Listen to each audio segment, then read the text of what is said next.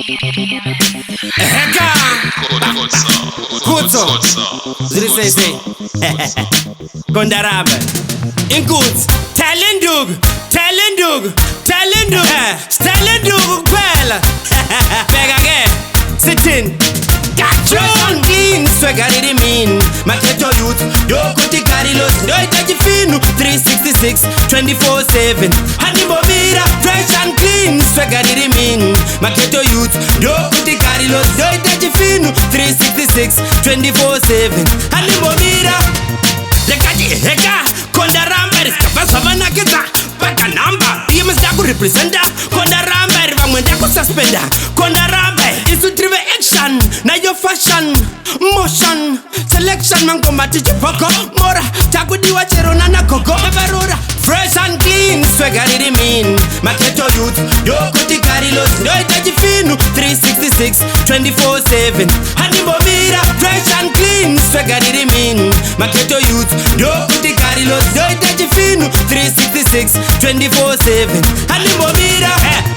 Pete pado fam Andi nenge ndiri Chris Dakabab Depinda pa studio Ndiri muchik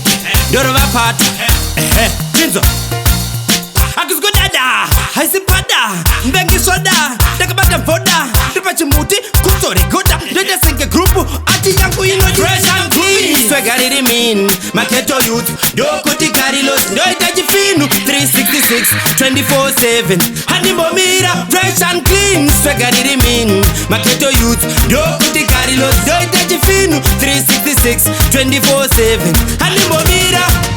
Lekati Heka Kondaramber Kavasavana Kita Baka number Yemastaku representa Kondaramber Vamwendaku suspender Kondaramber Isu drive action Na your fashion Motion Selection Mango matichi poko Mora Takudiwa cherona na koko Neverora Fresh and clean Swagger mean Maketo youth Dokuti Karilos Doitaji Finu 366 24/7 Hanimobira Fresh and clean Swagger mean Maketo youth Dokuti Karilos Doitaji Finu 366 24/7 Hanimobira